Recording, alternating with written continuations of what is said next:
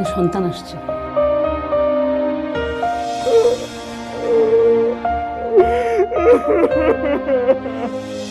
আমাদের পরিবারে নতুন একটা মেম্বার আসতে যাচ্ছে।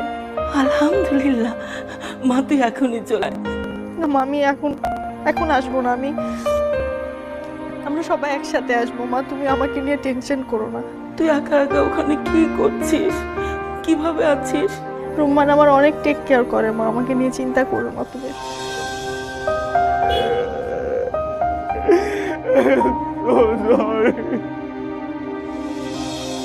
বসবা?